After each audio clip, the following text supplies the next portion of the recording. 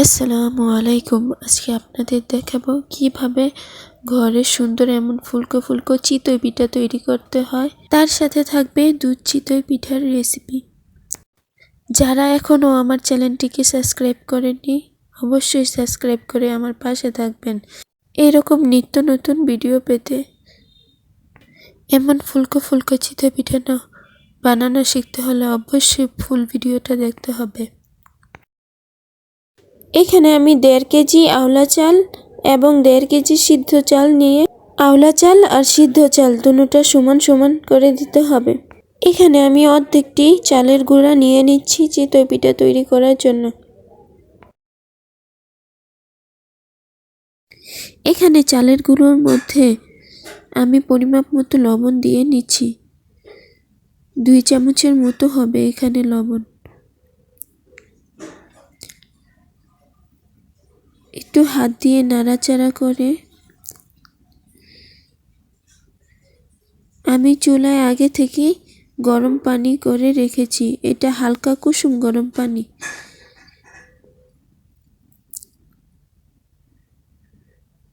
এখন এটাকে সুন্দর করে মথে নিতে হবে।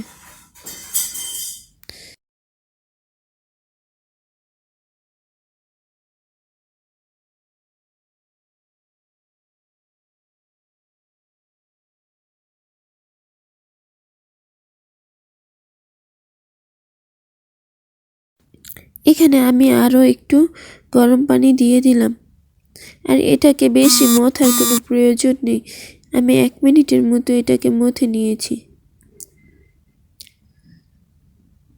আর ডোটাকে প্রায় 3 থেকে 4 ঘন্টার মতো রেখে দিতে হবে।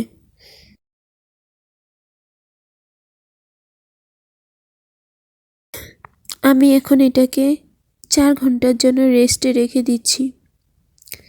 আর আপনারা এই ডোটা তৈরি করার সময় খেয়াল রাখবেন, অবশ্যই গরম পানি ব্যবহার করতে হবে, হালকা কুসুম গরম পানি।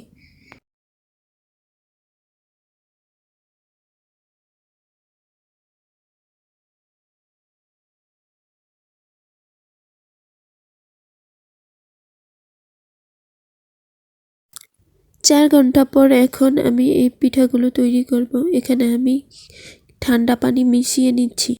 অবশ্যই এই অবস্থায় খেয়াল রাখতে হবে পানি যাতে কম বেশি না হয়।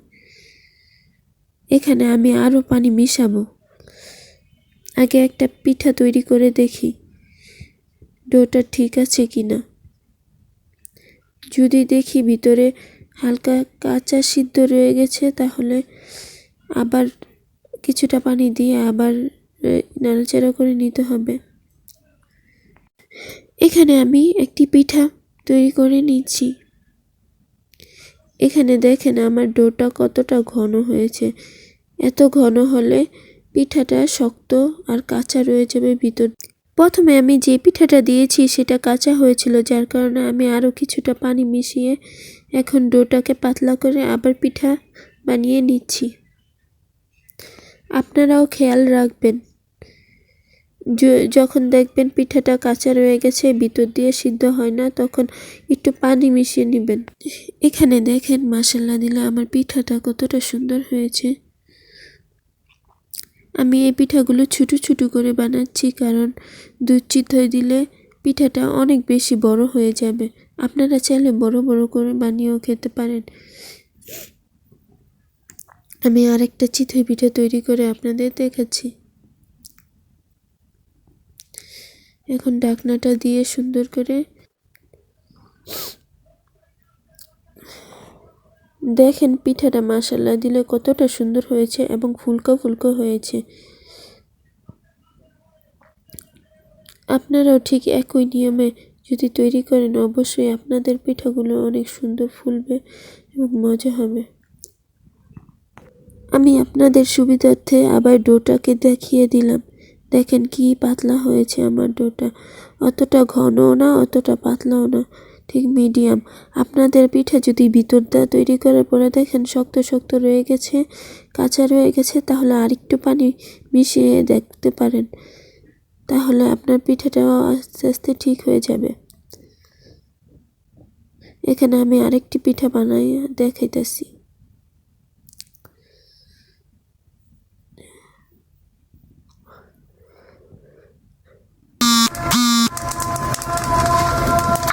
এখানে আমার পিঠাগুলো মশলা দিলে কত সুন্দর সুন্দর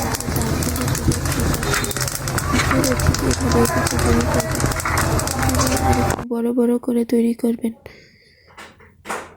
আমি এখানে ছোট ছোট করে তৈরি করে নিচ্ছি। এখানে আমি 1 কেজি দুধের মধ্যে এলাচ, তেজপাতা এবং দারচিনি ব্যবহার করেছি কিছুটা। এখানে আমি খেজুরের পানি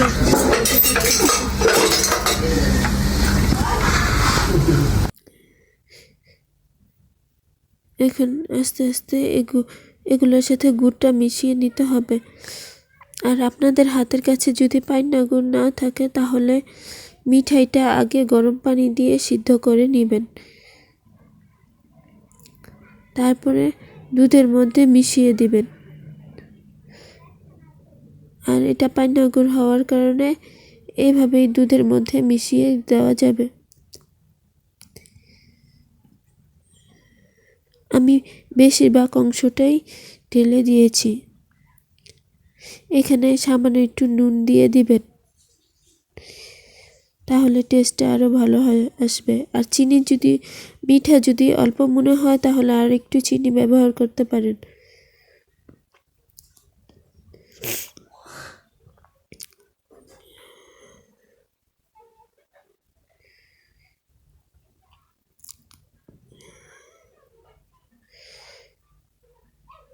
এখন এক এক করে পিঠাগুলো আমি এখানে ঢেলে দেব।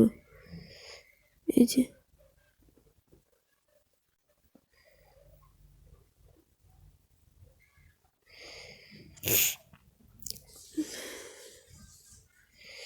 পিঠাগুলোকে সব এখানে ঢেলে দিচ্ছি।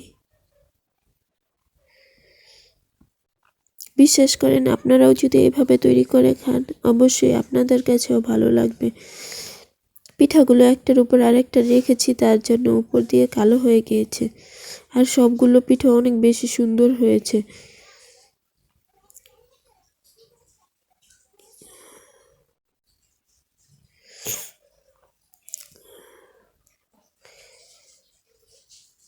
আপনারা এমন লোভনীয় খাবার পারফেক্টভাবে তৈরি করার জন্য আমার চ্যানেলটাকে সাবস্ক্রাইব করে দিতে পারেন, তাহলে আমি আপনাদের নতুন নিত্য খাবার তৈরি করে দেখাবো। মাশাআল্লাহ দিলে দেখো কতটা মজাদার হয়েছে খেতে।